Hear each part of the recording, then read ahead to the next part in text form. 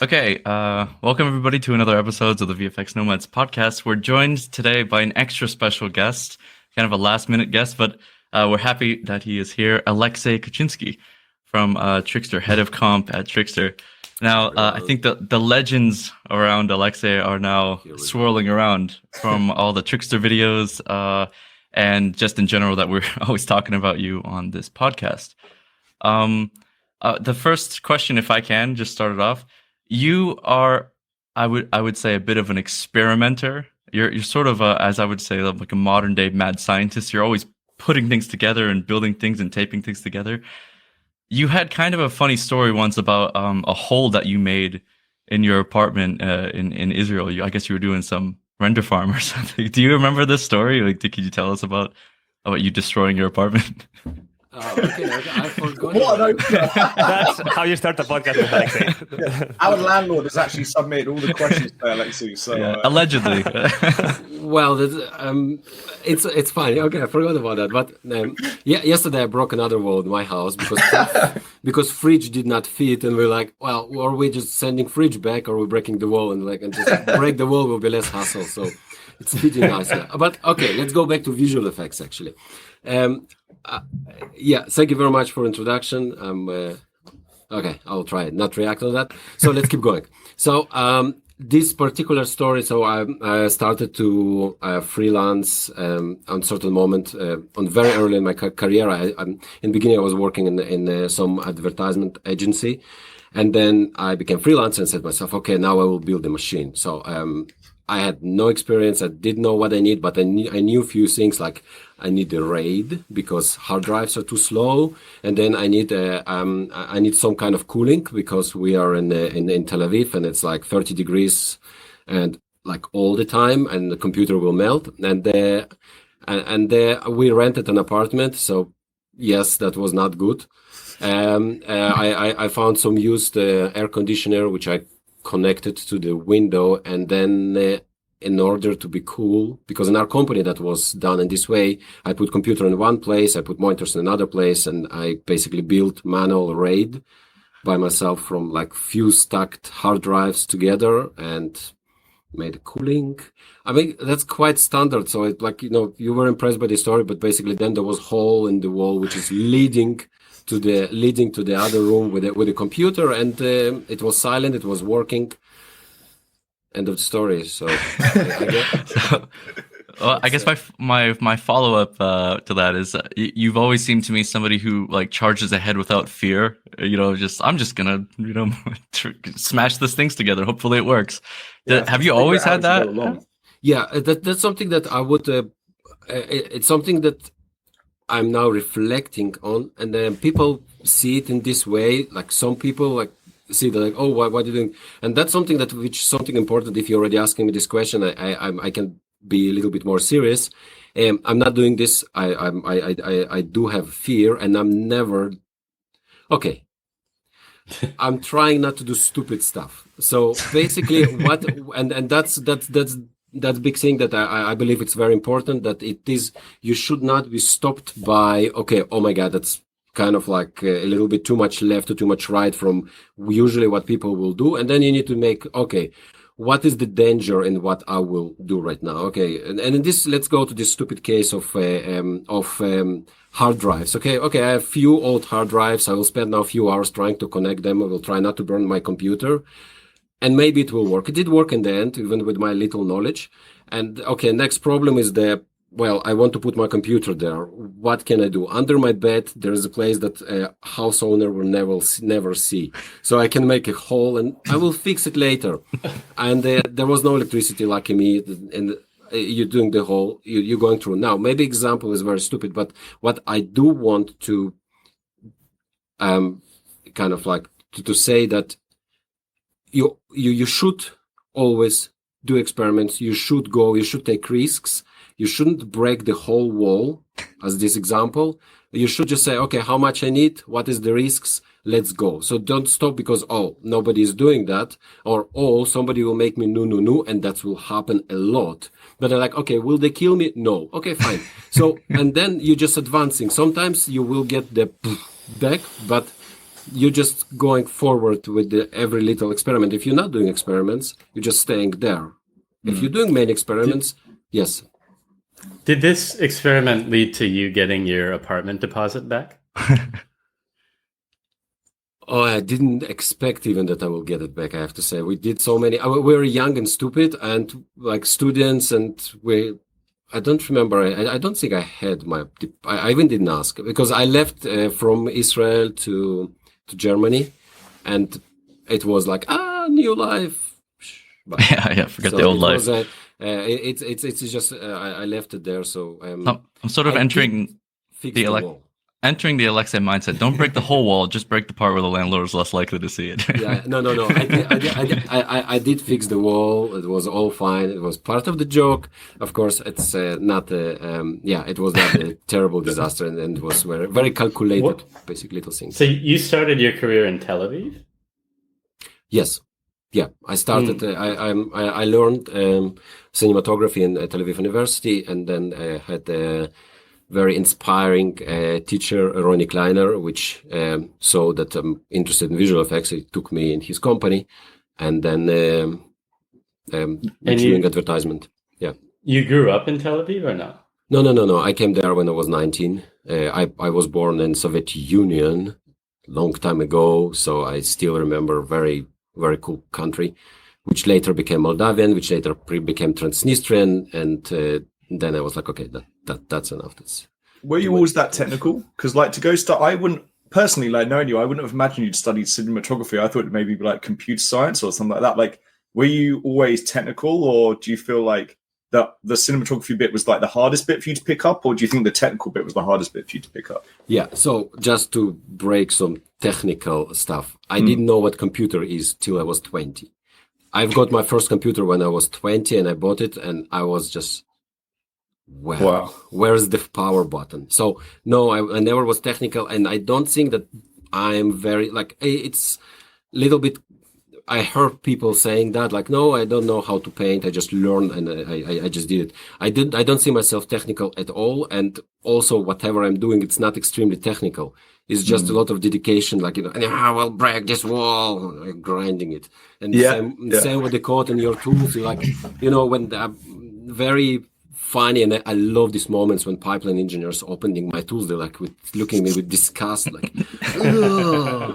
it's the hole under the bed thing again, right? The engineers suddenly see the hole under the bed, and they're like, what the fuck's this wires crossing? And that's the thing. It's mostly I think it's mostly just the being like consistent and dedicated, and say like, no, I will grind it till it will be done. And then you're just improving this slowly. And sometimes you're not managing. Then you have 5 billion amazing people around you, like, help me. And they're like, no, Alexey, you're stupid. Like, look at this. You're just doing this. Import this library, then this. Like, thank you. Yeah. But I do think this is the strength of Trixter, actually, because a lot of companies, maybe people are scared to try things out because maybe you'll be looked on badly, right, for not doing it the proper way and all this stuff. So I think this is actually the advantage of having someone like you as the head of compositing at Trixter. Like, it kind of sets that culture for the company, right? It was like, let's just fucking try stuff out, right? Like, we can just try it on the side, and it doesn't matter if it's perfect because, as you say, like, someone else will kind of figure that bit out afterwards. So it's have you always kind of had that? I guess you've always needed to have that mentality, right? Like, not being super technical. I guess it's something that I guess you had to have, if that makes sense, for learning VFX and things. Yes, absolutely. Something that I learned when I came to Germany, I started to jump between companies, and each company has their own pipeline, their own stuff. And of course, everybody like, oh, we are the best of the best. We're closed. You will use our tools. And I started to learn Python and did my little user. And that's what I was doing every time I'm coming to company. I'm like, okay, I will do my stuff. And then I always saying I was preparing my user to connect to the company that I'm working in. So I'm always in my own environment, and I'm going to a new company. I'm rewriting this to this company, and that's was making my life very very nice after a few weeks. That everybody looking at me, why you're not working? But after that, it's just starting to fly because your tools are there, and you're just like, shoo.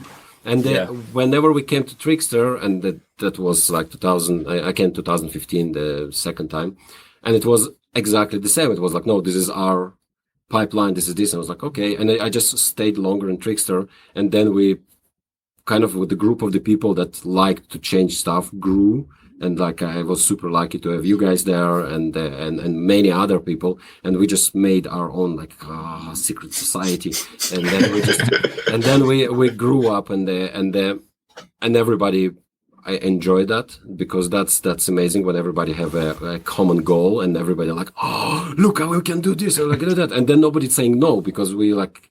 You know, you're all in it together. It's in the beginning, it was we're doing nothing. Look at this. We're using tools of pipeline. Everything is fine, but everything was going inside of this little user, which was a virus of the companies, and it spread, and then even the name of it is still under user. I promised to change it lately, and we did. So Wait, so what is this? All your secret tools are under a different user? Is that what do you mean by this? Sorry, that's his like his user that we would put tools that would go on top of the company, but it was still called under user up until very recently. yeah. Nice. And instead of official user, which I guess it started to become. Yeah. And that's it. And then because the origins are also very artistic, kind of like, because the origins of any user that you guys using, everybody using, it's like, mostly it's let's create this cool tool. No, it's mostly like, why this thing is not working. Okay, let's do it for me so it will work. And that's how it started for every person, I believe, and that's how it became bigger and bigger and bigger in our company, because there was need on our side. We really knew what we want, and also we are our own clients, which was amazing, because every time we're going to pipeline in any company, write me this ticket, okay, write me another ticket about the ticket, okay, I need to write ticket about the ticket about the ticket, and then you will get like when you're asking for a cow, you're getting after 6 months a horse. And it's like, that's it. We worked 6 months on it. Like, dude, I wanted a cow, but this is a horse. This is a very beautiful horse. I know it's very fast, but it's running to the wrong direction. Yeah, exactly. And with us, it was more like it's like tick tick tick tick tick tick tick tick tick tick, very immediate. And that's what I did like whenever we started. Can I take a quick detour to get the timeline kind of right? So, did you go to Singapore? That's where you met G. Actually, you guys worked together at ILM. Yes. When was that? Right. What year was that? Before Trixter? It was, for me, it was 2015. Yeah. I don't know, G. You were already there when I came, and then I believe. I was there for that stint, which was my second time there. I was there for a year, but I think maybe we started that time around the same time. But you definitely, I mean, I said it before on this podcast, you definitely blew my mind at that time. And I was 2015, so I was probably already 6 years deep in the game, but I didn't know anything about menu customization and how that could lead to all the other beautiful things that can come from it. But I remember I think there was a period of like 2 or 3 weeks where you were just sending me new stuff. And I remember thinking, like, what is this guy's incentive for sending me stuff? Is he eventually going to start charging me money? Bitcoin was increasing in price at that point pretty drastically. I wish I had some. One Bitcoin. But dude, no, really, like, I was just like, I'll bet my reaction, like, he probably gets like a kick out of my reaction to the stuff he sends me, because every time you'd send me stuff, I'd be like, oh my god, I didn't know I could do this. Yeah, but it sounds like, Alexey, you were doing the same thing that you did at Trixter, where like you're slowly like getting people on your side for your tools, right? Was that kind of like, is that kind of a similar thing that happened to Trixter? Like you were sharing your tools around, people thought they were cool and started using them, or is it a similar thing at ILM? We had better thing at Trixter, and I enjoyed my time in ILM. Yes, as a professional, I was looking at everybody. Oh my god, they're so beautiful, they're so amazing, they're so important, they look so smart, and I was like, oh. So I'm surprised that you're mentioning that, because I didn't know that, and maybe like anyway, I'm very surprised that I left a mark there.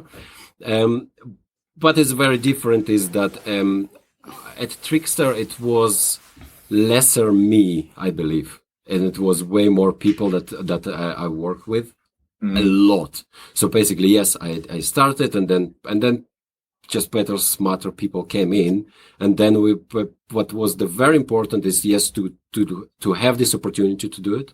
But then we have very talented compositors that just started to develop things.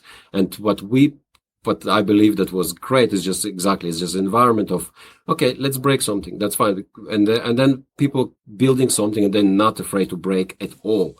And we broke stuff this amount. Very little. Yeah, and exactly. I know that it's little, but because every time when we will break, then there's always will be something which is not from inside the circle. And I told you. Like, shut up, we'll just fix it now. Boom, fix what now? And that's it. And we just keep going forward. And I think the strongest was it's not that I was developing tool, and I'm looking on the tools that we have. And this is all, it's million stuff from Adrian. It's Marco, it's Nico, it's Tony, it's always somebody else who just taking and just going. And then like Ernest did build asset loader for Trixter. Yeah. When his Python, and that's important, his Python knowledge was slightly better than mine, and mine is junior. And I know because I went through documentation, like if you're junior, you can do this. If you, and I'm like, well, I'm stopped exactly here between junior and middle. Now, and he managed to do, in my opinion, amazing asset loader, because it was, for us, it was so fine-tuned for compositors to just like, made from artists, for artists. And that's, I think that's a very good example that asset loader is a beast. You know that it's a beast because you need to do it. And he did it. He just like, oh yeah, let's do it. And that's it. It was after a few. But I think you also set this environment which allows people to think that they're able to contribute in that way. Whereas I think in some of the other bigger companies, you know, you feel like even if you made an asset loader, even if your Python skills are good enough, like nobody's going to care. They're not even going to give you the chance to contribute in that way. So I think that's kind of inspiring people to do that. Yeah, I agree. It's something that I believe very important. Each company has different priorities that are because of whatever size, stuff that they're doing, and so on and so on. We tried, we did it. We took small risks that I mentioned in the beginning, but because there is just a lot of there was funny thing that I'm always like, but it's risky. But I'm like, okay, yes, it is risky. Will someone kill you? Are we building airplanes? No, we're not building airplanes. Nobody will.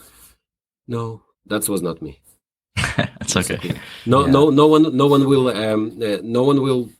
Like, okay, maximum, what's happening maximum if we're breaking something? The tool will stop working. We will break few render jobs on the farm. We'll get back from the farm and we will just keep going. But this is, for some reason, is such a big taboo that no. And that's something I believe that could be a little bit easier. And the amazing thing that we have so many talented people.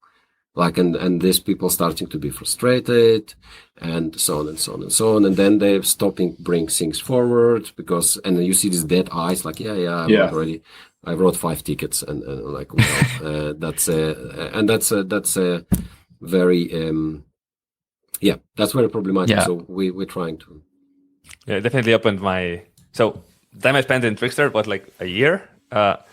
My mentality completely changed in that time. I think I've learned more in that year than in the previous 3 years. And just because of that, like I have the feeling that you basically managed, like it's a small enough company, or at least it was when you joined, but at the same time it started to get bigger and bigger projects that benefited from an actual automated pipeline with a large compositing team. So it's just right in the sweet spot. And in that sweet spot, you were there like managing to set a culture where people are not afraid to dig holes in the walls, basically in the pipeline walls, and basically you convinced the department that was doable and that was fine, and no one will be killed, and it's just like such a balance to strike all the time. If you go too far, of course, you can basically break things, but if you don't go enough far, then you are limiting yourself in so many ways. Like for me, like I just, for the first time, I was able to, oh, really? I can push something to the whole department, even Berlin office. Like it was like, oh, that's quite. It was so much fun, guys. You have no idea, because we've got very limited, almost no support from outside because we were doing our stuff. So we didn't have some some safety net. So basically, you don't have like, okay, let's try this. And it was a lot of fun because I had a department in front of me, and I was doing the tool, and I'm like, just push. Did anything break? and then like a noise is on. Guy, I'm fixing it. It's someone in the back. Oh. Yeah. So, but this was exactly, that was, small company. We can allow ourselves to do these small risks and stuff. I understand whenever you're starting with a huge company with many facilities, you really need to be careful. So it's not something that like, let's go anarchy. No, you need to know what is the risk, and then, okay, let's take this risk, and so on and so forth. Can I ask, you were doing this even as an artist. I think you told me a story once about like your decision to take on more responsibility. Do you remember like what made you want to? Was there like a black hole of leadership, and you were like, I think I could jump in here or something? Or how did that come about, where you went from being artist with your tools to pushing that out to the team or so? I think I was compositor approximately for let's say 10 years, and I was very happy and very confident and very content. And I became in last years, I became more and more confident / content. And then I was dealing a lot with the tools, because I was able to do my compositing tasks in quite ease. And then I'm like, well, I have more time and stuff. And then after a while, I started to get bored. Now, I never was bored, but I felt that, okay, I'm starting to get more and more of this kind of like too calm, too easy. Was it like tunnel vision on how to solve a problem almost? Like you just unchallenged. Maybe. Yeah. It was more just like, okay, and I saw, and because I had already experience and I worked in many companies, and I saw a lot of leaders, and I learned from them a lot what to do. And I learned from them even more what not to do. And I was like, you know what? I can't do that. And I do want to try to do it in different way, not how I saw here or exactly how I saw in other place.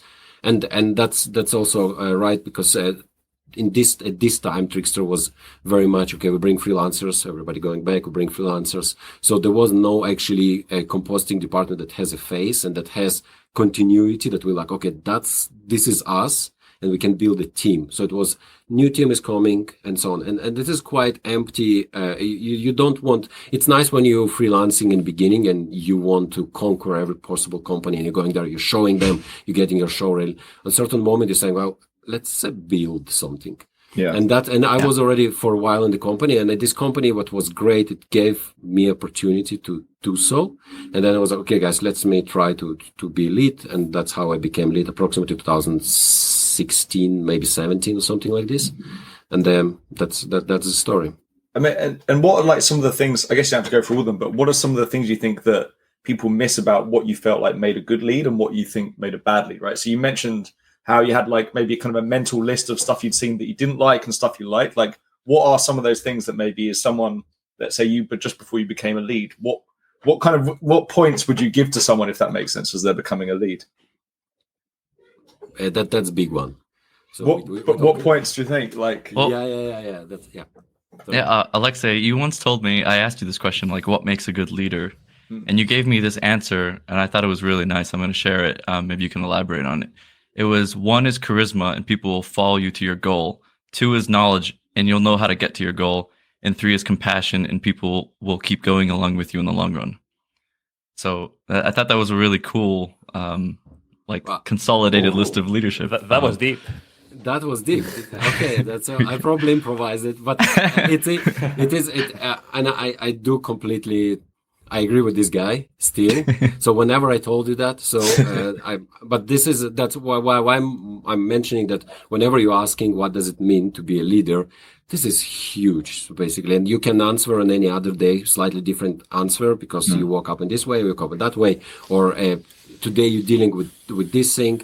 And what my answer was to Tony was, it's how you think the leader is supposed to behave, and what when you recognize good leader. And of course, the first thing that I mentioned is charisma, because if you don't have charisma, you will be not able to push people to achieve the goal. And in my head as example, like, you need to push now these 10 people to go from A to B.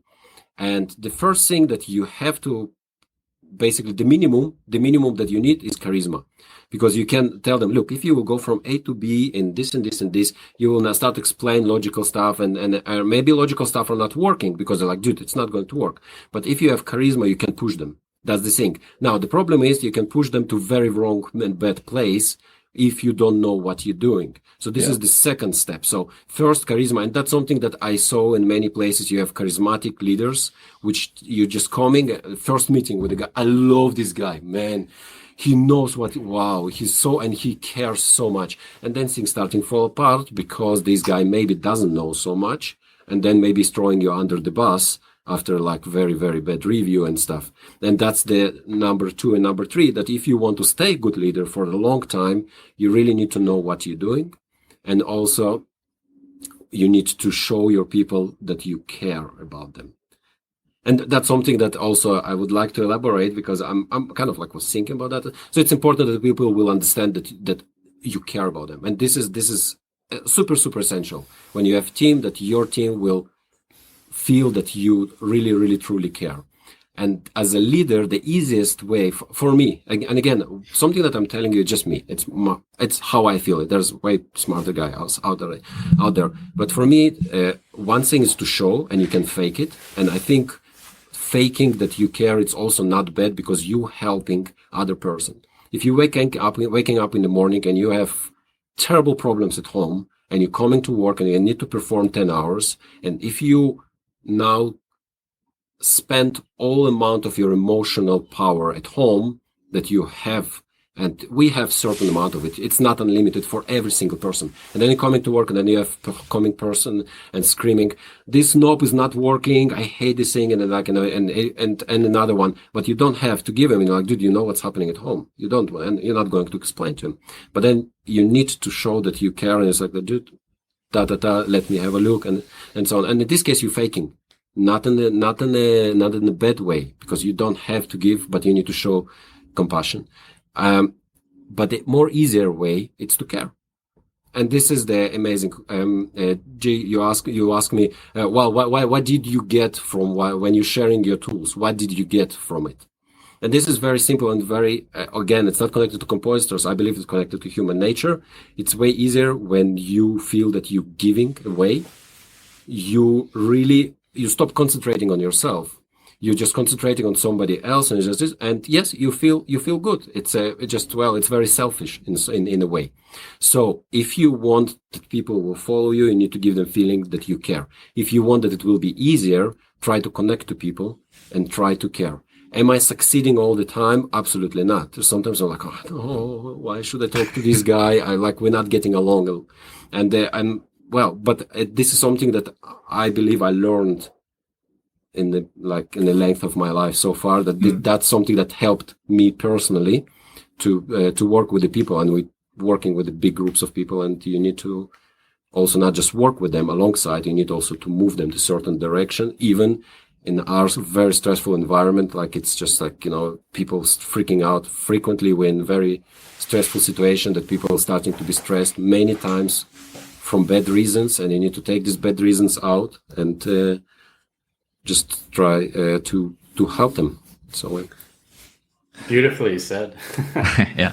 Would you say that resilience as well is another key factor? I think that it's great. It's great to care, for sure.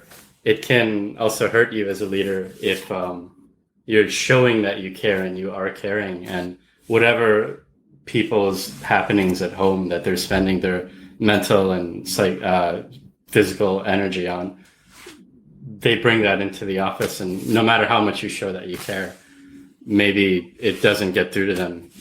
By you caring, it can hurt you if they prove impenetrable to that care. So I think maybe resilience as well is a good one to have. It's a must. It's a complete resilience. It doesn't matter on which position you are and where you are and what you are, and that's you must have it in your life. You can't. Whenever you have some goal to achieve, you must see like, okay, I need to go through it. If you don't want to go through it, you're doing very easy choice and you're saying, well, you know what, fuck it, I'll go to other direction, which is fine. And there's a very nice saying, I think, easy decisions, hard life. Yeah. Hard decisions, easy life, something like this. Yeah. Yeah. But then you're achieving nothing in your life. So you must, if you want to achieve something which you will say, look back and you say, well, I'm proud of that.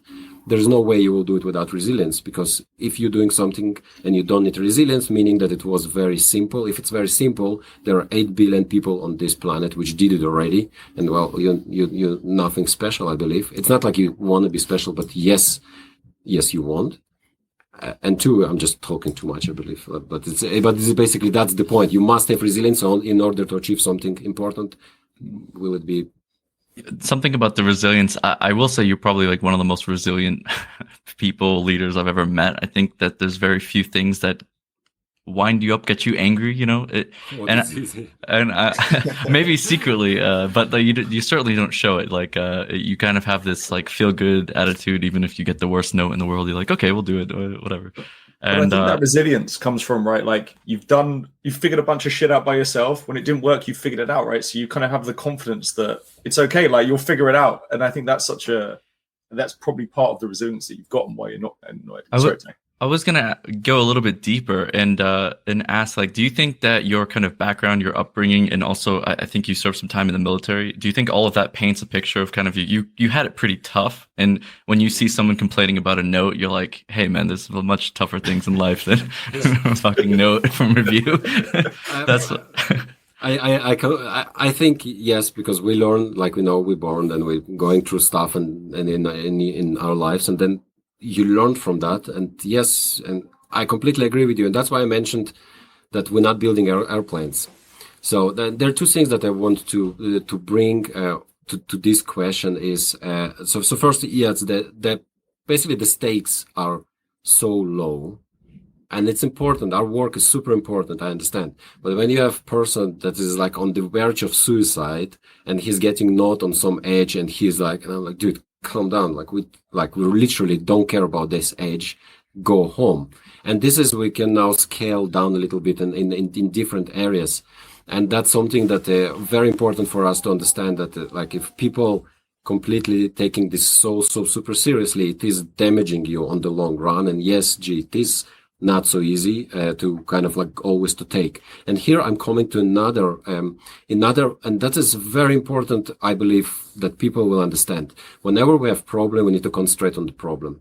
So you have certain shot, and people coming frequently to problem with very, very heavy heart already. Like, well, I've got this feedback and I have only 2 hours to work and I'm super trashed and I failed in my task. And this is so terrible because VFX supervisor was super angry and in some way. So they're putting a lot of stuff. And then you're like, okay, just let's stop for a second. So you have these comments. So this is our problem. Now, and all the rest is like, let's just take out stuff which are not important. So emotional stuff, the VFX, angry, whatever. He can be angry, we now in our team, and now we need to solve this problem. We don't need to solve you. We don't need to say, dude, and even if I see the part of the problem that you didn't manage, we always will say, look, there is a guy that can help you with that. So where do you have problem? You have problem with the key? Okay. Tony, please help this guy with the key. You have problem with this? Okay, we have another guy which is now idle. He will take part of your script. And then we're solving this. And we're concentrating not on the person that right now having an issue. We're concentrating on an issue. And this is one example with you're concentrating on the problem, and then a lot of energy is going to the wrong directions frequently, and mental energy. And that's something that when you bring resilience, what is very important thing is that you shouldn't, when you have problems, you shouldn't face them like immediately. You're like, boom. You should just not let them hit you. You just like, okay, there's a problem. It's about to hit you personally. Let's just put it aside and try to deal with this problem as a problem, not a problem against me, because that's when you're getting comments, and I'm as a person as well. I have my ego. I'm getting, oh my God, I'm failure. No, you just can't. You should try to let this fly. All the stuff which are around it. And maybe it's a little bit confusing, my answer, but that's something that frequently I have frustrated person coming to me and he's angry on everybody, and the guys up there don't understand this, and I'm like, okay, let's just filtrate everything, because for me, as somebody who is dealing with a lot of frustrated people, that's what's happening with the leader. You need to take all that, and I'm like, okay, can I get all that emotional dissatisfaction? Frequently I'm not, and that's why I'm like, okay, let's just see where is the exact problem. Like, okay, your problem is this, your problem is this one sentence. Okay, let's write this pipeline ticket. You leave this, don't touch it. It's not your problem anymore. That's something that I see a lot of people coming with the issues, and I'm like, dude, there is a pipeline issue. Yeah, but I tried to fix it. I'm like, no, you're not trying to fix it. You just bring it to me. This is my problem. Pipeline is my problem. Your problem is the shot, your compositor. If you lead, your problem is the sequence. If you supervise, your problem is the project. But from the moment something is outside of your problem, and that's one little example, you just leave it, let me deal with it, because this is my job. You do beautiful picture. And frequently people just, it's accumulating, and then they're like, no, just all this, clean up, find the one specific thing, concentrate on that. I think it's really important, or at least I guess you've showed me, and I've heard, seen in other places, that a leader should never be the one freaking out. Even if the problem is legitimately serious, you can't have someone freaking out. So they have to be the person that's calm, in control. Well, let's say, even if it's out of control, because as soon as the leader is freaking out, everyone else is going to freak out, because they're going to see that oh shit, now it's time to panic. It's like cabin crew on an airplane. Yeah. You can. I absolutely, and I did it a few times, and every time I'm doing this, I'm like, and I did big mistakes. So I'm not going to bring it right now, of course, because I'll hide it a little bit. But what it did happen to me, few times, to explode on the person, or say something which will be not something that I would expect from leader, because that's something that you must have certain level. You must have certain level, not in an arrogant way, but you must not let bad things to drip from the top, because that's it. That's exactly as you hear that. It's dripping from the top, everybody full of bad stuff. So it's so simple, and we are humans, so many people forgetting that, or many people staying in the same position for too long time, and they're losing connection to what's happening actually whenever you're doing certain movement, whenever you're saying something. And then what I see on the project, that I see supervisors talking in a certain way, for example, I can see how it's dripping on the team. And whenever you bring the frustration or disrespect to the client, and I'm starting to be specific, you can see how people starting in their comps and their work, and they're like, yeah, this idiot is no, there's maybe, but concentrate on your responsibility. Your responsibility is to make the shot beautiful. Whatever is happening up there, 3 levels above you, it's not your business, it's not your problem. But it dripped on you because somebody from the top bring it on compositor. And that's something you just need to protect everybody else by you being this wall and many things. And one of them is just not freak out, because it's not good. But I think something you mentioned there is the best leads and supervisors I found are the ones that, as an artist, you should feel like your life it's easier to make a good looking shot, right? With this, whereas you have some leads and they're maybe actually making it trickier for you to make a good looking shot, right? And hit a brief. And it's simply that simple. Again, it's the feeling supported, if that makes sense. And I think Ernest and Don were my supervisors when I was at Trixter, and it really felt like, right, we're all trying to figure out this image. It wasn't like, no, this doesn't look how we want it yet. Figure it out by yourself, if that makes sense. So I think it's just that, right? Are you making your artist's life easier or not, basically? It's a big one. And this is something which is also very unique per person, so unique per supervisors. And I also made mistakes, and absolutely, I was working at Trixter already for many years, and we had our internal team and people that coming slowly, and they do understand that we all kind of trying to get somewhere together. And we started to get more senior compositors coming from London and coming from ILM and MPC. And I was supervisor and on project, and I started to see something which I was like, wow, they're pushing me back and hard. And I see the shot, I'm like, dude, this thing is not going to fly, because they say, and they're like, no, leave me alone, I'm a senior composer. And I also learned that sometimes you should go back with whatever I'm telling right now, and whatever we discussed they discuss now, because we're discussing all together and everybody helping, but then we're coming with the stuff that, well, you actually can damage, because maybe person that is doing the shot is better than you, which is very frequently happening because they're doing this.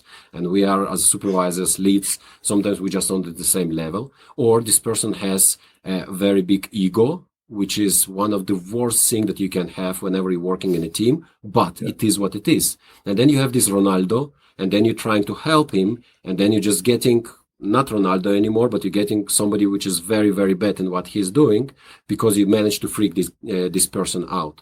So that's where you also need to always, you have 15 compositors, each one you're entering differently meeting. You're entering with somebody like, hey, what's up, brother?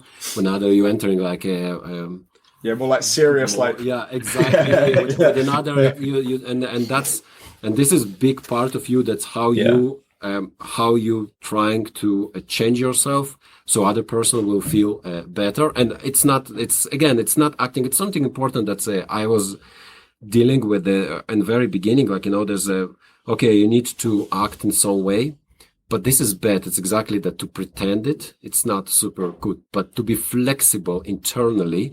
And this is like, whenever you're starting to feel that you can be flexible internally, but you can stay true to yourself, this is starting to be way easier to talk to other people, because you are not pretending, you're not cheating on them. From other side, you're changing the way you're behaving with every person. And this is maybe more important, it's more kind of like when you put yourself to the place of this guy, you're like, that's how he feels. And they're like, okay, that's how I can react. Or behave. That this is another something you must have, this flexibility, I believe. But I think it goes back to when you said like about caring, right? Like, caring for an artist is a different thing per artist, right? So like, if you've got someone who's got an insanely good eye, caring about them would be just like, say, keeping the space so that they can play around. If that makes sense. Whereas for a junior, it might be jumping on a call and helping them with something, right? So again, it's the best leaders like read the room, if that makes sense. So like, right, what does this person want, and what can they get out of it? Absolutely. We have compositors which are very talkative, which have millions of ideas. We have compositors which are very silent, and they just like doing the job. And we just need to see, okay, this person needs this amount of space, exactly as you mentioned. This person needs this amount of space with you, because otherwise this person will feel that somebody is putting him somewhere in a dark room, which is now, it's very, very kind of like I think important, because we're all in home office, and then it's way harder. By the way, exactly what we're talking about, it's very hard because you just have this. Whenever you're coming to office, you have the full picture, you have the body language, you have the basically so much hints. And whenever we have only this, you're like, are you happy? Are you sad? Are you alive? Can I help you in some way? And like, it's very harder to dig and understand and feel the person. So this is it's a way, more challenging environment currently. I read some quote the other day, which was like, a phone call is 10 times better than a text message, and a FaceTime is 10 times better than a phone call, and meeting in person is 10 times better than a FaceTime. And so like, a text message versus meeting in person is like, I don't know, like 40 times better or whatever that is, like a million times better. So I think that's true. When you're in real life, you can see, oh, this person's not like vibing right now. It's, it's totally different. You get the tone of what they're saying, if they're angry or something, Absolutely. Yeah. Body language is a huge percentage of, I don't know what the number is, but I remember seeing some study that like body language is like 90% of what communication is between humans. Oh yeah.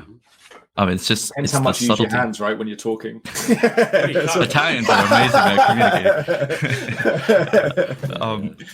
I do have a question kind of targeted at the audience that might be listening that's junior and that wants to know, like, from you, because you have obviously seen a lot of people now go through, people that are successful, people that are unsuccessful at all levels as well, not just seniors, but juniors, mids. What is something that, in your opinion, makes like a good compositor, a good artist? Like, what is something that you're looking for specifically if you're deciding, oh, this is someone I want to keep on my team versus someone that's not really working? Like, what kind of qualities? Let's talk about juniors. And I think there's few things, and I mentioned them already. And let's say a junior, one thing that I will start with, it's not I didn't mention it yet, but something that I do believe in, and I saw it in my life, and it did make my life easier. It's that you need to know your place, and you need to know who you are in this place. So what I'm talking about. So if you're junior compositor, you need to know, okay, I'm junior compositor, and that's what I should expect from myself. And that's made my life easy. And I also kind of like, it gave me a little bit of basically more calmness whenever I was failing. And I was like, yeah, I'm junior compositor. I'm supposed to fail. That's what I'm doing. I'm trying new stuff. I'm learning and I'm failing. And then next thing is that you must learn. And this is big advice, kind of like, and especially, first of all, when you're junior, you shouldn't have ego. You shouldn't have ego whenever junior or mid-level, god of compositing. You should put this thing as far as you can and concentrate on the problems and not on yourself. Where are you inside of these problems? And why did you tell this to me? And all this, it drives me always crazy. I'm like, dude, I'm talking about this age. You're the most beautiful person in the world. Okay, I love you and you smart and so on. So whenever juniors are starting, they still have it. And this is amazing because they're like a sponge, good ones. Whenever they're failing, you must come and help them. And what junior must do, it's learn from their mistakes. And that's something that I saw. I saw juniors which are coming, and you see, and then, okay, is there potential? This is the most important thing. Okay, he's failing right now. Fine. First months, few months. But then when you see that his skiing starting to improve after 3 months because he learned, that his roto starting to be more consistent because he learned, and then you're starting to see the steps. Sometimes people just flying, it's like this, and that's it. Sometimes it takes time, but that's the things that juniors, the first, you need to be very, resilient to failures, because that's when you're falling. You know, when you're starting to walk, you will fall. And like, it's very reasonable. And if you're afraid to fall, if you're afraid to show that you're falling, you're putting on yourself so many additional stress, so much. You just, no, you're junior. This is your place. And this is your task in this place. Okay, it's do 1, 2, 3, 4, 5. And you need to strive to more. Remember the little risks. Go try more a little bit. I don't like when people trying to jump too far away, faking till you make it. I really don't like it because it's irresponsible. But as a junior, you're advancing, you're learning, you're failing, and then that's, I think, will be my very, very general advice. I'm maybe not very specific, but that's how I see it. And when you're saying like your place, you're basically saying like what is expected of you, like what your super, whoever lead is expecting that you're going to be able to do, like realizing like the level that you should be at, I suppose, right? You have job to do. So that's the thing. And I learned it before, I learned it before visual effects. So that was one of my experiences in different place, that you have job to do. And if you feel that you're not ready, but this is your job and you are the person that have to do this job, that's it. Forget excuses. And you're just like, I'm the person, there's nobody else to do it. I'm here now and I'm going to do it. And this is where you just, and this is, I saw not my own example, I saw example of people that were like parallel with me, and I saw them just coming and filling this place and taking the full responsibility because that's the job. And this can be a job on any place. And many people will say, well, who you are? You're just junior. And they're like, yes, I'm junior. But that's my job, and I know how to do my job. There was an amazing interview with Quentin Tarantino. I just remember it. And he was like 21, Reservoir Dogs, 24, 21, baby. And he was asked the same question. How you're working with this like list stars? And he's like, yep, they are superstars. They know what they do. But I knew my script letter by letter. I didn't need to read. I knew every word. And that was my job on set. Not to be the most important person on set, nothing else. This was my place. That was my task. And that's how he dealt with it. And I found it very, very inspirational for me. So I learned from him this, that he's like, well, you're young, you're 21, 24, whatever, super young. But this is your place. And then slowly, whenever you're growing professionally, you're changing position, and now you have different responsibilities. Now you need to grab this one. But same applies. Well, what is your position? What you're supposed to do? Where you are at right now? And you're just acting. You know, the funny thing, I think, as you move up into like leadership in the VFX industry, well, probably in all stuff, your favorite artists to work with are the ones that like you can just say, "Hey, could you do this?" And you can just leave them and they'll do it, right? Like it's like, oh, I just like they've got it. I don't have to kind of keep an eye on this. Like, and it's exactly as you said. It's just the stepping up and taking responsibility. It's like it's okay, but I'll figure this bit out. And it's like, oh, great, now I can just kind of get on with this. Absolutely. Stuff. So, that's absolutely. This is from other side. So basically, if you junior and you're saying, well, I will take care of that. This is my responsibility. For whoever is above you, this is, oh my God, this is not my headache anymore. Yeah, exactly. And, I'm telling frequently to guys, this is you. You're doing it. This is your responsibility. But you know, I'm here. If you need problems, I will help you. But you're releasing as a leader so much brain space when you don't need to specifically go and micromanage every line of code or every node in the node tree all the time. But it's so funny though, because as an artist, I used to think that the best, like the leadership's favorites artists must be the ones who are doing the biggest shots and all this stuff. And like that's maybe true a little bit, but at the same time, like your favorite artists are also the ones that again just do like, right, you just did the thing that you need to do, if that makes sense, like to the best you could do it. So it's being reliable is important. Absolutely. Like if you're reliable, this is one of the most important things in the team. You're part of the team, so from where each one is expected to do something. So if you're not doing what is expected from you, you cannot be part of the team. And as harsh as it sounds, but this is very simple reality, not connected to us visual effects. That's how things works. So you must be reliable. That's super important. Yeah, also, the big shots just tend to be complex, and complex does not mean complicated. Complex is like combination of many different small challenges, and for that you tend to prefer a person that is able to take on those challenges and not make much noise, right? So yeah, those leave in the background profiles tend to also get bigger shots just naturally. Yeah.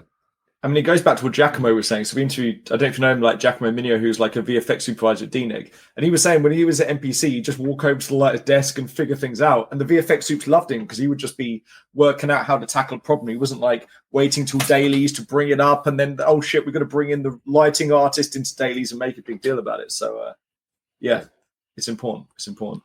Yeah, being proactive. You know? It's like, yeah. Like a small example, like I remember being a almost junior artist, and just one time I had like the brilliant idea, oh, let's make some wedges or some contact sheet for this thing that I want to ask the supervisor, and they were like so happy to see it, like yeah, thanks a lot for that was a great idea. And I was like, oh, it was a great idea. I was a bit scared of actually doing something outside of what I was asked, but if it's like, again, not breaking the wall, maybe it's a good idea.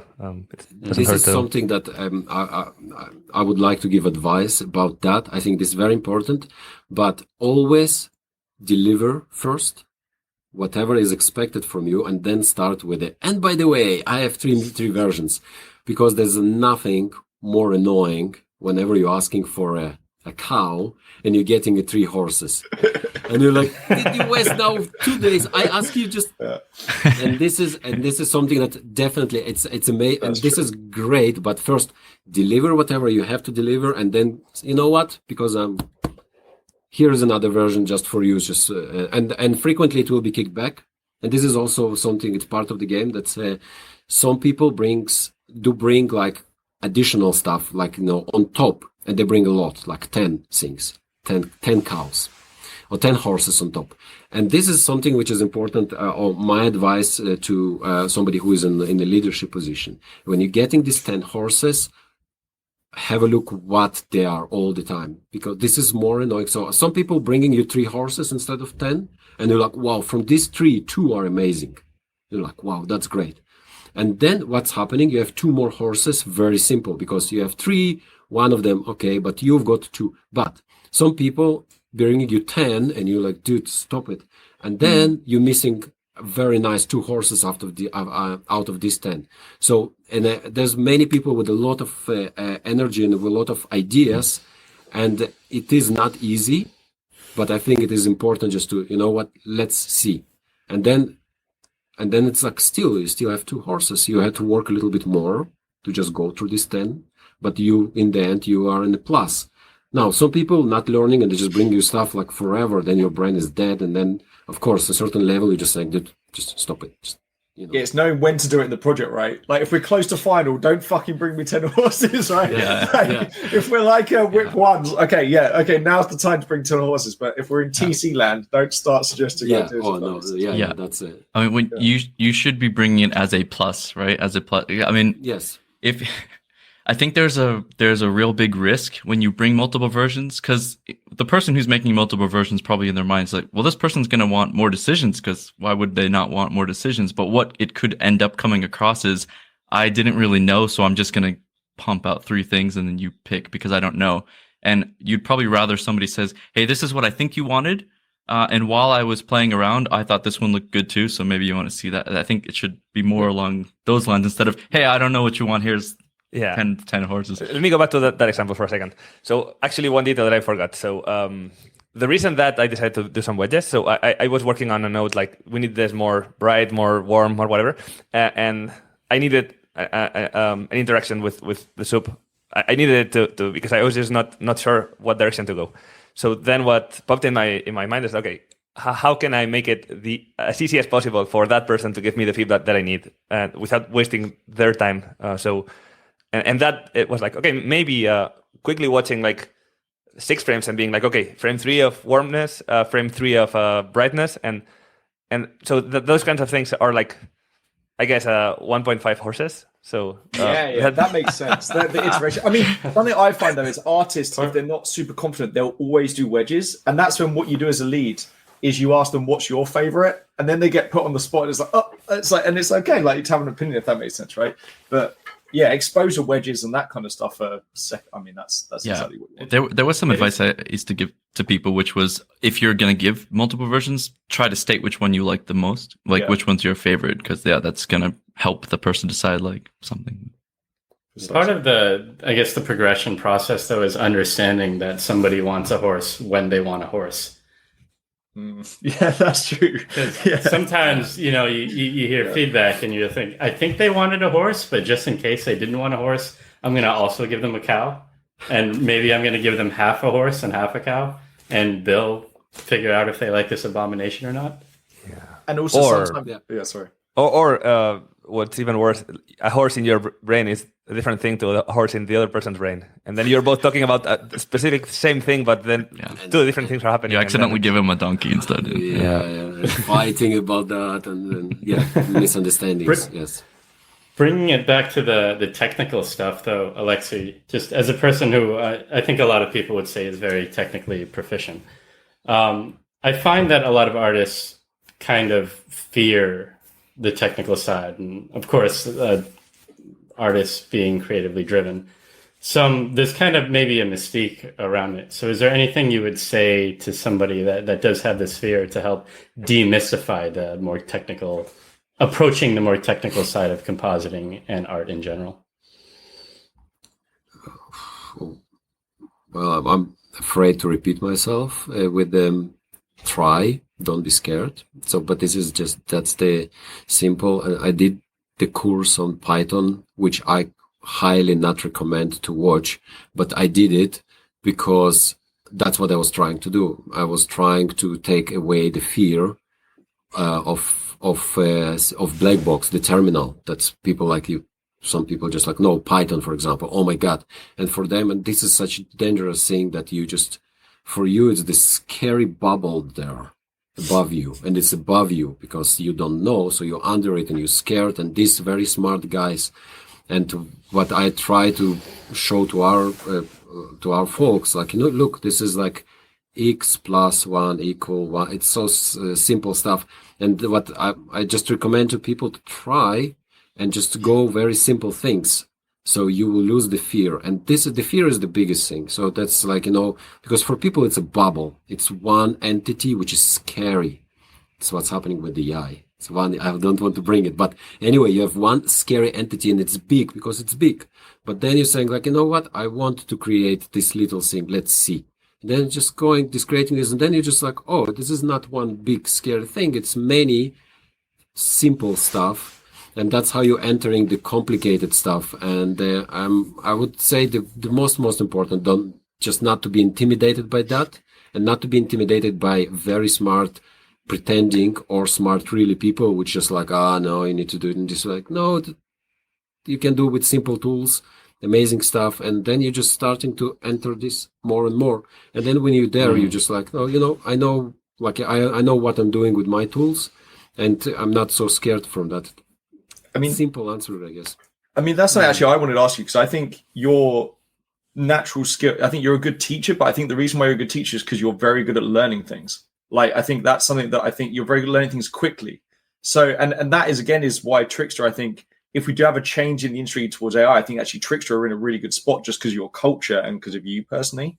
And I guess with that in mind, like when you're learning something, let's say Python or AI, are you learning it, let's say, are you learning it by doing a small project and then Googling all the answers, or are you learning Python and then doing a small project, if that makes sense? And I guess it'd be the same for AI. Let's say, I mean, Tony's been showing us you've made some amazing fake images of yourself as all sorts of stuff. But was the goal like, I want to make an image of myself, or was it let me learn Stable Diffusion and what a model is first, and then I'll make a project? Like, what's the ordering when you learn things? So there's quite a lot in this big question. Yeah, for me right now, you started from I'm fast learner. You need to see Tony trying to explain to me how to do UDIM projection. Okay. Okay. No, I don't even know what I'm saying. Yeah. No. I remember that because I completely I do disagree. It takes me forever to get something, but that's where your determination is coming into the play. We're just like, well, I don't know it. Okay, let's try again, and then you're just getting it, and then you're getting more confidence. You're getting more ground. So you're building another brick, and you have fundament. And then you're going to the next step of your fundament because you did build it with a lot of you like really understand it because you've really exactly. And that's what I think that's what helped me with the things. How I started to learn Python. I wrote on internet.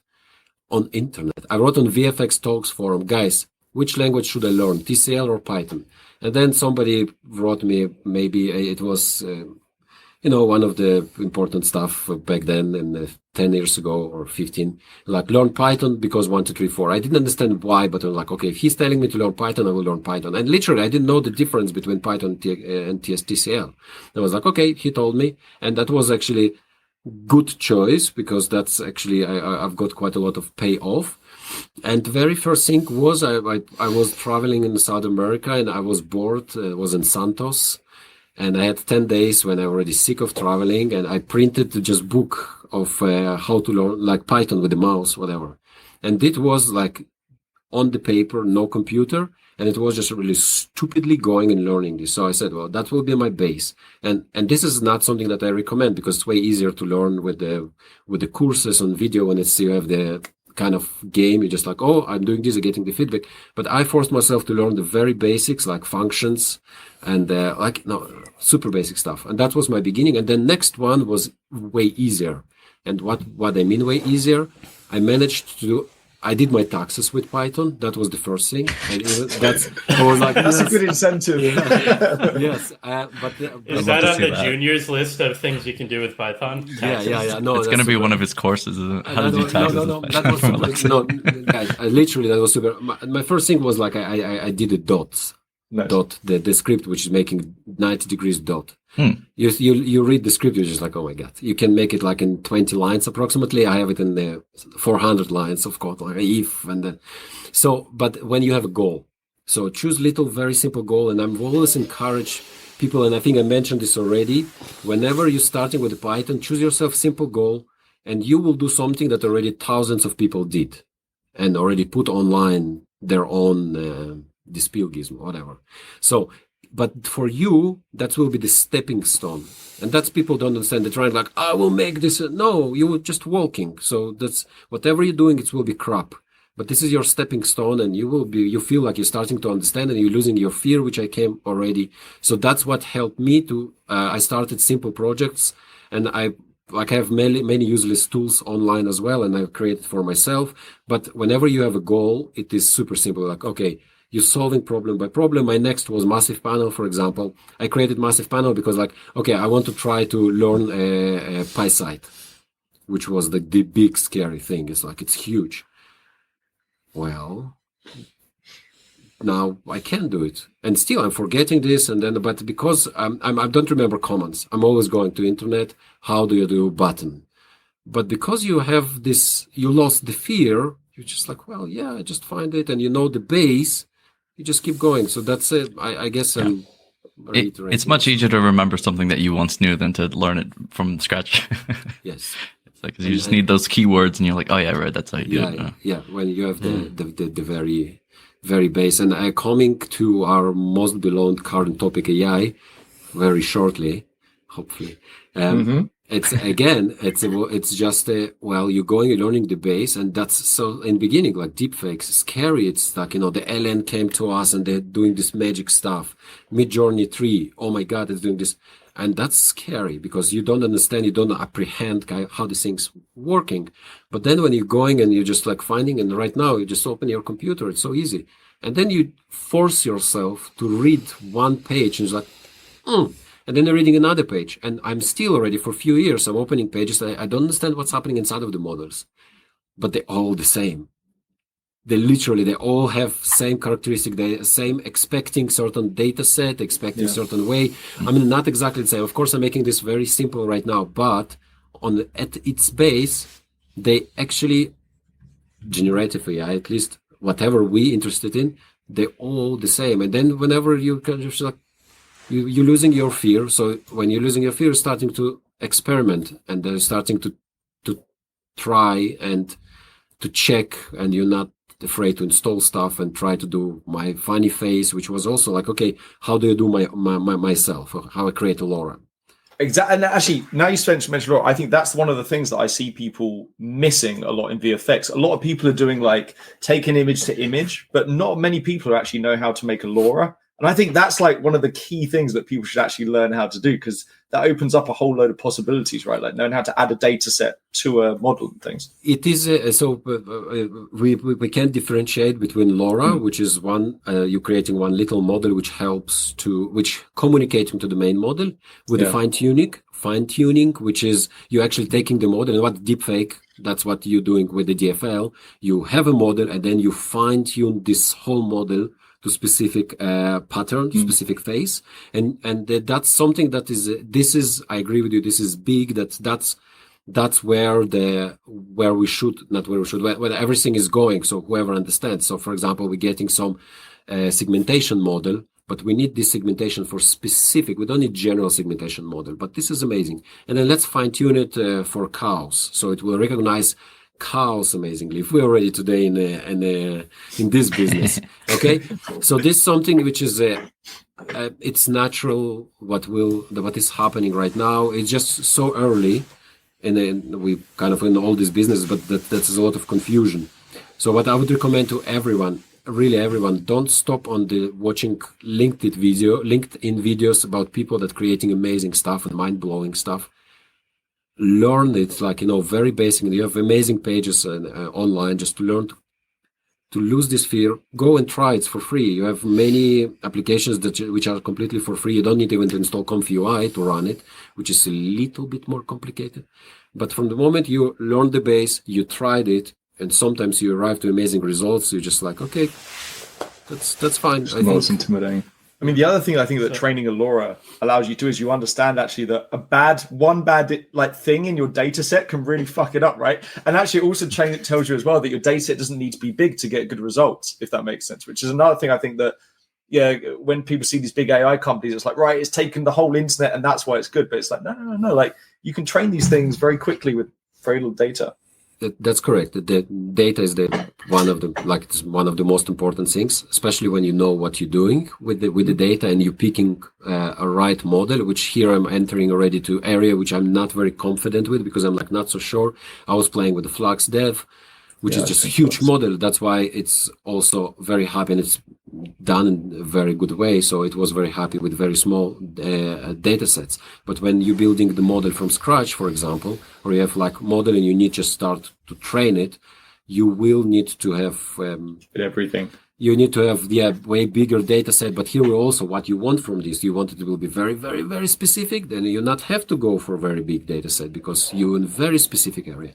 If you want to that model will generalize better, of course you need to give it more data. But now I'm entering area which I'm like, maybe I shouldn't talk about that because I don't know much about this. I tried it, worked for me. I can talk about that, but better to stop on certain point. Well, as somebody that's always experimenting with like latest tools and this and that, is there anything prospective that excites you coming in the future? Or about the future? Everybody. Yeah, I know. I'm just scared. I'm very pessimistic.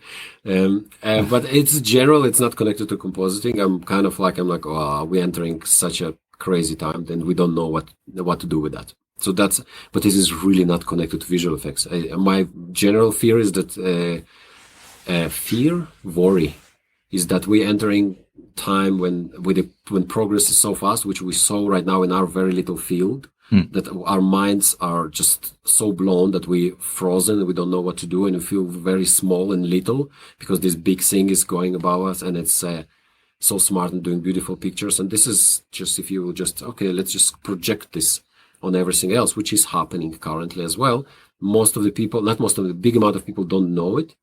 And I'm talking to educated people, and they're like, no, the AI is bullshit. It's not. I'm like, dude, it's not. And I'm not talking about Midjourney. I'm not talking about whatever we see, whatever is happening under, whatever is happening in the companies. And and my big fear is not itself, of course, like in my opinion, it's like completely. My big fear is people, basically. That's first, we don't know. It's so powerful, and it can be dangerous. And I will stop there because we can talk about this very long time. And the second one is what we're doing when our progress, because it is progress. It's natural. You had this progress and these steps and jumps and all the time. But right now it's so fast, and it will affect us so massively that we will be not able properly deal with that. So I'm afraid that's my fear. Yeah, I think we in our field we are constantly prototyping things. So we are a prototype centric industry where stuff needs to almost work in order to be adopted. Because as long as it looks good, that doesn't mean it's completely resolved or in its final form. So we are all the time working with almost good stuff. I think we are able to see things when they're not perfect yet, and I'm also seeing in my family, friends, all the people around me, that people in general are not aware of the potential impact that this can have, and it can be very, very big. So many. Well, I say I don't know if I mentioned this, but a friend of mine is a very high up at a book company, a very well-known book company, and he's really high up in the audiobook department. And I was like, man, if I want Stephen Fry to read any book in 6 months' time, I can just make a voice model and just upload the PDF and he'll read it, right? That's it. And he's completely oblivious to this stuff. And it's whoa, it's that could be done today, if that makes sense. So it's right. It's people aren't as aware about this stuff as I feel like they should. Ben Affleck better watch out. Yeah. He's going to get replaced real soon. Exactly. I mean, Alexey, I guess moving into VFX, where do you think, because it used to be that Unreal was the big thing coming to VFX, and that's kind of died down a bit now, and it's okay, well, it's maybe a bit of hype, etc. Where do you think AI is going to make more of an impact? Do you think Unreal is going to come back again? Where do you kind of see the future of the VFX industry and maybe pipelines going?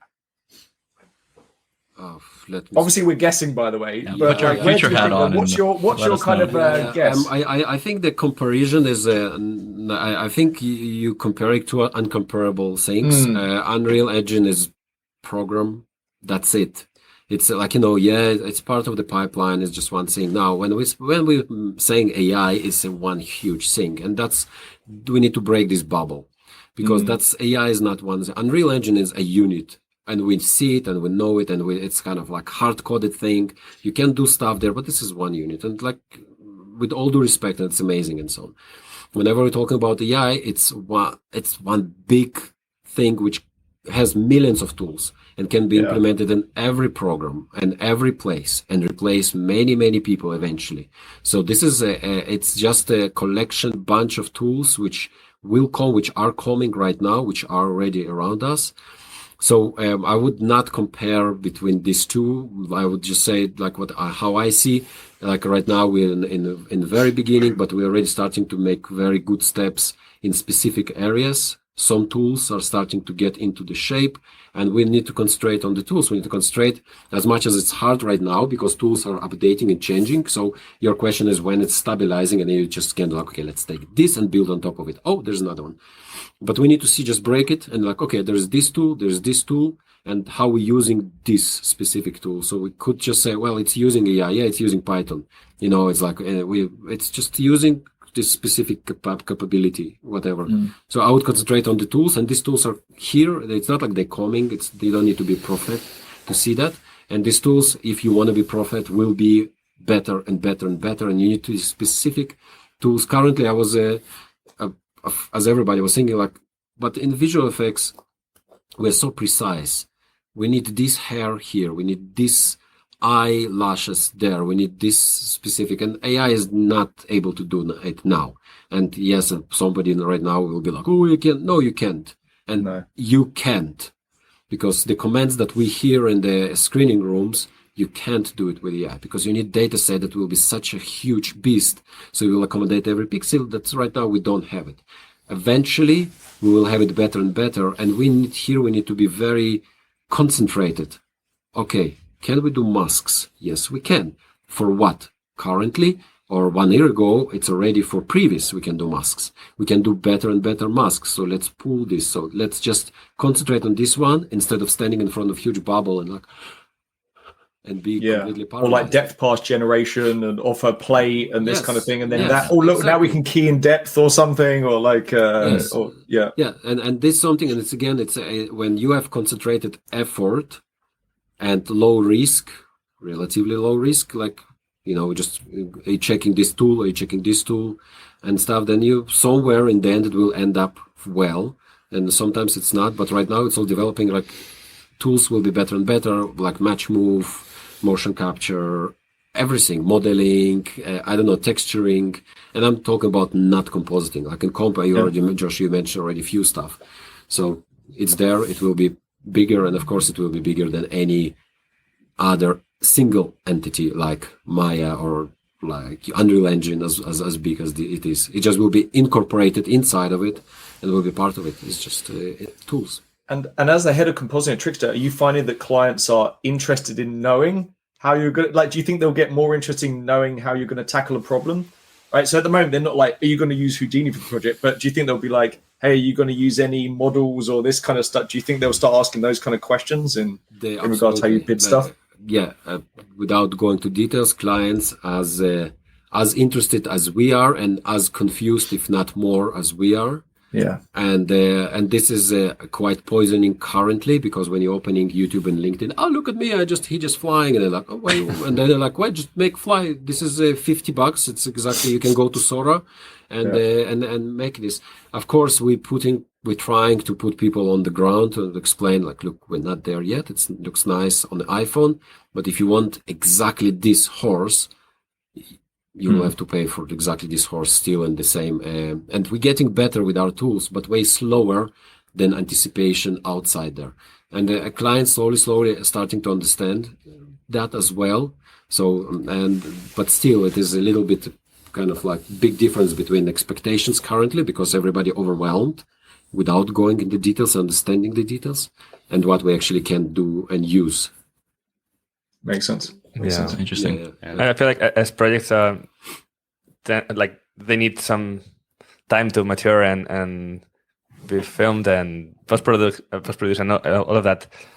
If a given project that's greenlit today is happening in a year or in 2 years, I feel like maybe people that are like so afraid of things changing quickly, they might be holding their money right now and just waiting for something big to happen. And I feel like that might be a reason why so many things are just stopped at the moment. But this is purely my speculations, but I would understand them when they will be so rattled by what's happening, because But I wonder, Adrian, like when you got into LED panels, it's a similar thing, right? Like it's a new technology. The client doesn't know how they can use it and the weaknesses. Like, do you find yourself educating the client about this? Because obviously there's a load of YouTube videos and breakdowns, and they overstate maybe how much the LED panels are actually used in the final thing, right? Which I kind of find funny. But like, how do you find, like, because it's exactly the same balance, right? Like the client's maybe seen a video that's overstated the LED panel use in the final thing, and you have to go, well, look, actually, this is the reality of this thing. How? Because it would be a similar chat, I guess. Yeah, I guess the difference is LED panels are still just a pretty contained thing within a film, or what they let you achieve is you still need to put the resources somewhere else, or more in previs, or more in whatever. But the overall, like, I feel like if I were to make a film and LED panels are a possibility for a part of the film, that would not probably influence my making the film right now, or just holding it for a few I get years. that. But what if like a client comes to you and is like, well, look, they did this with their LED panels. Yeah. Like, well, I look, they heard. didn't actually do that. Look, it was all replaced afterwards. Like, how do you balance? Because it's the same conversation as Alexey's saying, right? That some teenager in his bedroom has clicked a button with AI and it's done this. Like, how do you have those clients currently? So I guess in my experience, like 90% of conversations with clients about shooting in LED panels, and so finish with, okay, so maybe it's not worth using it for this, because most things that people want to achieve in the LED panel are either better to do in an exterior or a green screen, or like, but there's like a specific subset of things that might benefit from that. But how do you prove that to them, right? Like, you might say that and they go, well, bullshit, I've seen online, right? Like, how do they just trust you, or do they then spend the money, let's do it. And then we end up doing a full green screen sequence, and it's like, I told you. but this is the thing, like, how do you prove it ahead of time? Yeah, that's the best decision, if that makes sense. At some point, you need to get them to trust you. And if you have like a few conversations and they know that you know, like, I guess the VP supervisor is same as a VFX supervisor or art director. Like, that needs to be a person that is trusted by the team, but and it needs to be like a head of department within the film, not just an outsourced vendor that works for the VFX soup or something like that. I think doesn't work. Ultimately, what Adrian's saying is the same as the guy on the set. It's like, hey, I heard sand screen color is the best color to do green screen. So and the guy's like, hey, trust me, green screen will be better. And it's like, no, we're gonna do sand screen. Okay. Well, you're going to pay for another roto, I guess. I guess they're a bit like LED panels. If they start using AI and it doesn't work, they end up coming back to the VFX company at some point anyway. Yeah, if that makes sense. So that guy won't be making a second film probably if you makes that mistake. That's true. So there's AI in every single department right now. So I guess VFX is a big one, but there will be AI in so many things in the future. Definitely. Can I ask Alexey? I want to shift the topic a little bit, but I'm going to try to like set the field a little bit. So. One of the things that I found really funny since knowing you is I'll be Googling something on like Nukipedia or even a forum or some like maybe the Foundry forum or something, and I'll find like the answer to the thing that I'm looking for currently, like whether it's some very niche thing, and like I either scroll to the comments or you're there, Alexey from 11 years ago, commenting on stuff, and I'm like, damn, this guy's been everywhere. I never knew about you, but you were just everywhere. And I think you've sort of been this kind of wizard in the shadows or something for a while. Like people who knew about you, like like they know, oh, this guy like really knows what he's doing and stuff. But over the years, you have put out a lot of things. I mean, Massive Panel, you're kind of like the co-creator of stamps as well. You have the dots and a bunch of merge tools and stuff. So like Cart to Track as well. So you have this presence online, and I guess the answer was kind of answered before with G, which is that you just enjoy sharing. It's something that you enjoy contributing maybe or sharing because you get some joy out of that. And now I think more people will know about you because of the Trixter videos that we started releasing this year. And I guess I wanted to just know, how did that come about from your perspective? Like why some people have commented like, Trixter's giving away all their secrets now, blah, blah, blah. Like how do you see it? And what was the motivation to do that, put yourself out there, even because you're the one that's doing a lot of those videos?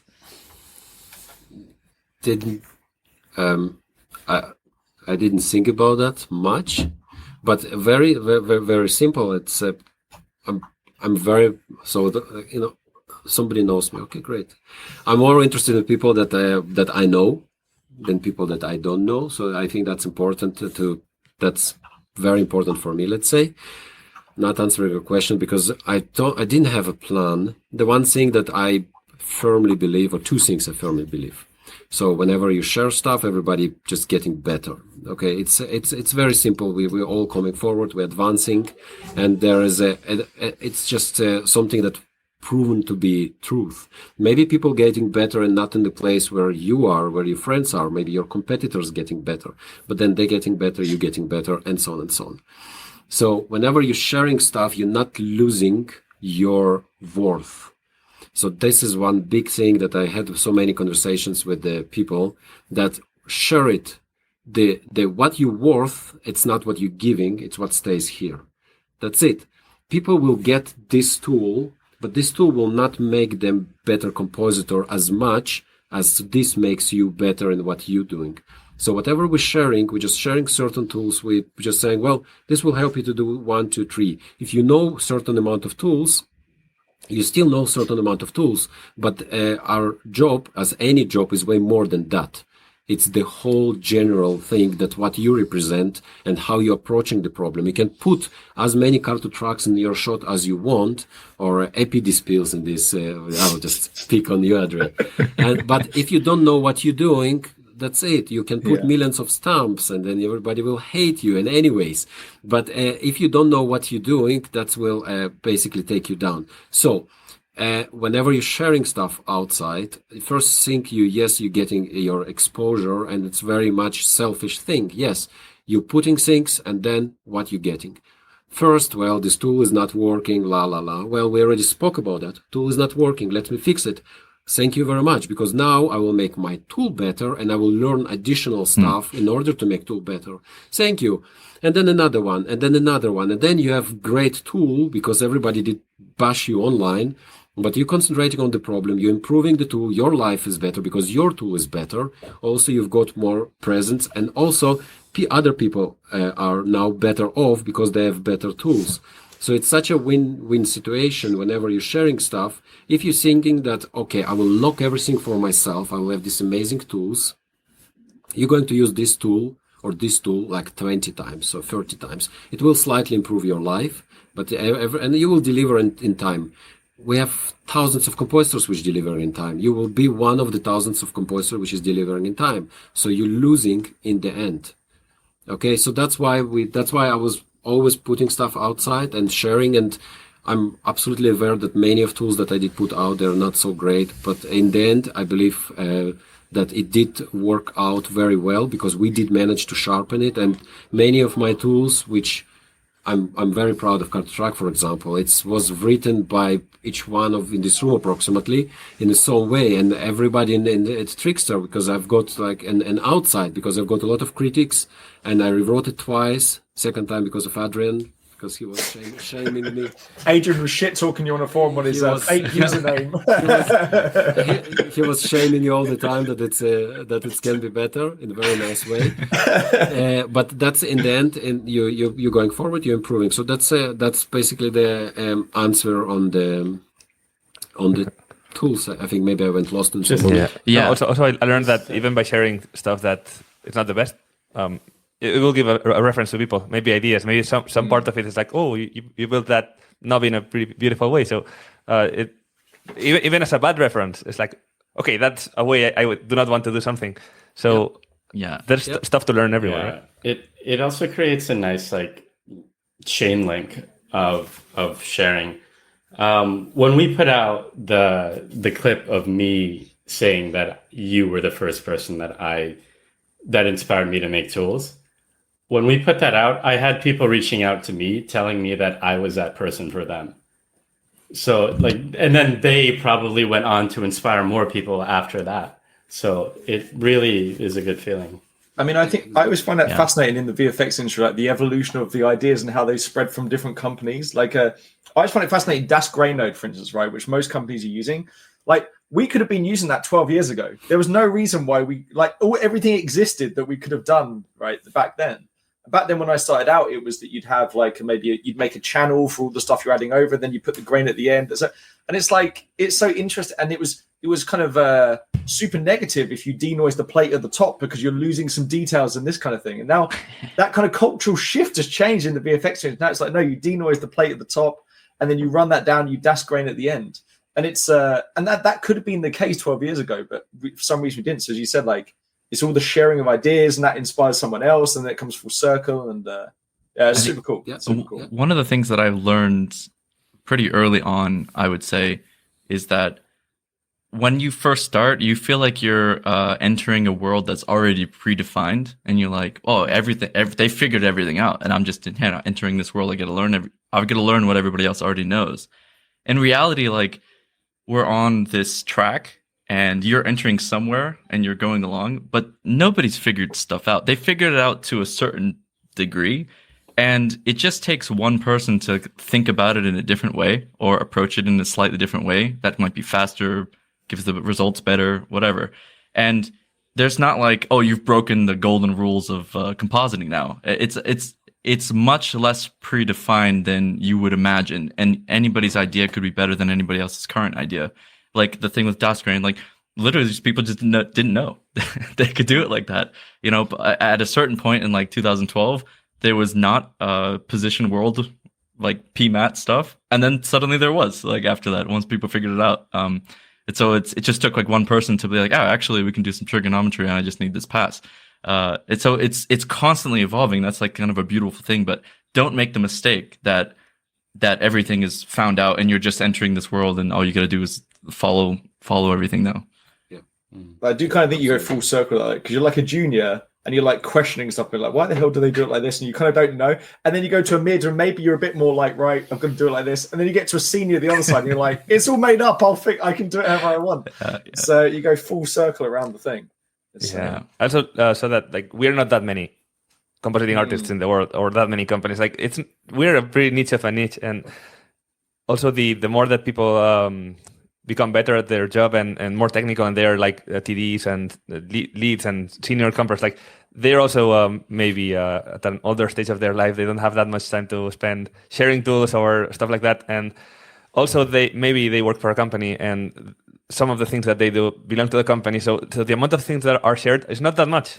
So I was surprised many times myself. Okay, I'm doing this thing. I'm sure so many people must have done it. Sometimes I'm just sharing it just in case, and suddenly it's like, whoa, why is everybody using my thing? I thought it was so obvious, and that happens like again and again. Like, yeah, it's pretty funny. Yeah, there is a shame too that once you get to the point where, let's just say it takes you many years to learn Python, it takes you many years to learn exactly how to do the composite, like from a fundamental level, there's only so many years you have left before you start to enter another position, or possibly even retire from VFX and go do something else.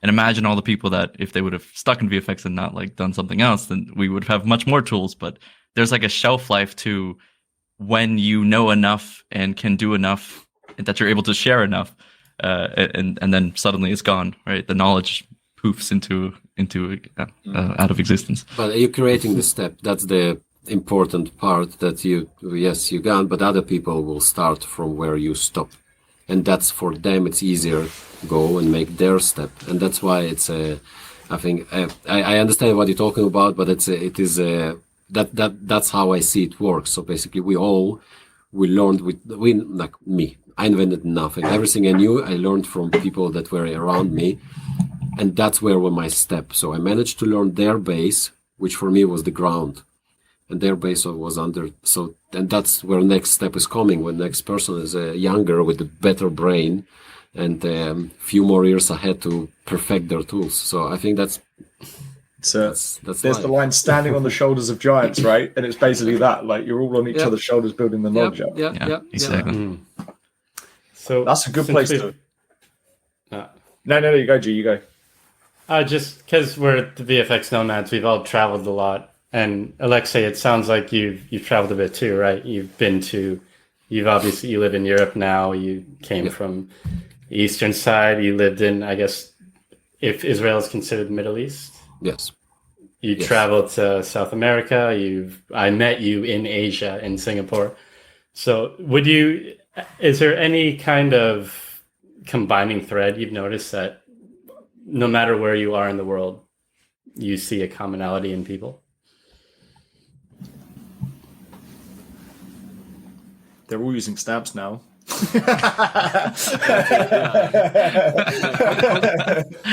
Comical relief to serious. I don't know. They're humans. What I learned, actually, maybe not from traveling, but being citizen of many countries, and especially citizen of 3 different blocks. it's all like, the people, the humans, there's very much the same everywhere.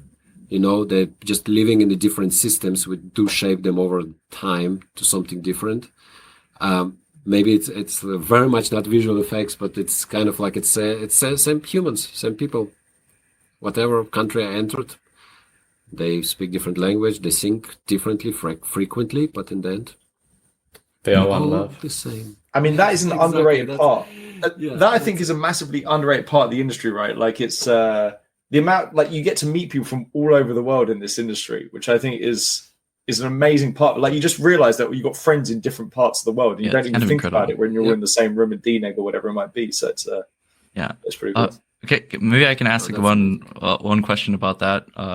But what was it that got you into films? Like specifically visual effects, but like, were you watching films all the time when you were a kid, and you were like, yeah, Indiana Jones or something? I don't know. Oh no, I have very inspiring story. So I went to Israel and I was 19.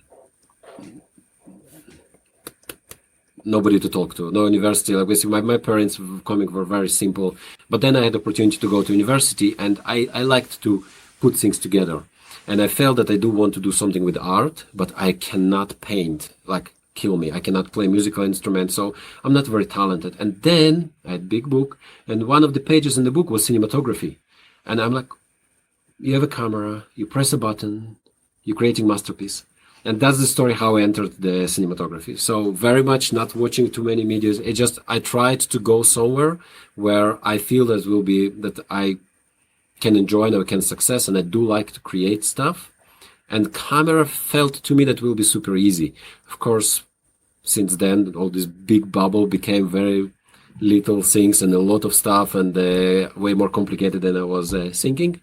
But that's how I started cinematography, which for me it's absolutely the same as visual effects. And I'm very glad that I started as a director of photography, and there I just moved towards doing the same just on computer, but that's the simple story. Did the altering of the image part fascinate you more than the capturing of the moment part? Like you went from being on set, and then you were like, actually, I could change the result of this. So maybe that's even more interesting. It just was super cool. Like I had After Effects 3D Max, and I was learning it in my night shifts when I was working somewhere, and it just was cool. There was nothing super, like I don't see myself as an artist, and I'm mentioning this frequently. I see myself as a craftsman, and I love it a lot because it's just fun, and that's why I started cinematography. That's why I switched to the visual effects, to After Effects, Flame, you name it, because it was a lot of fun. It's like playing computer game and getting your feedback and learning new things, and nothing special there, sorry. Well, you certainly are a special character, and we have all benefited from having you around as part of our team and leadership and everything. So we're gonna wrap it up, I think. I just have two good questions. Let's make them very quick. Number one, what are you learning or building now? He's building a house, isn't he? Yes, exactly. I will need to learn how I'm closing the holes that I did properly. No, frankly, I'm now switching to the different part of my life. I see it like that, Tony, you mentioned. So basically, whenever you're young, you're learning and you rebel against new things, and then you're creating tools, and then your next part, whenever you already rebel and you have knowledge, you're building your stuff, and I believe that was somewhere there. And currently, I feel more and more that I'm supporting. So there are tools, there is also department currently, and I'm more supporting whatever what I was building, and I'm waiting till next rebel will come and kick me out. So that's what I'm mostly doing. So I'm less building now and more supporting whatever was created by us, and to make machine run, which is mildly less rewarding than first stages, but it's very important, because if nobody will support stuff that were built, everything will collapse, and then somebody young will come and build another thing. Cool. And the second question, that's more important even. How does the Eye of the Tiger help a compositing department? Which one? The song. Do you know the Eye of the Tiger, like the one from Yes. the film? Especially playing it at 12 o'clock out loud.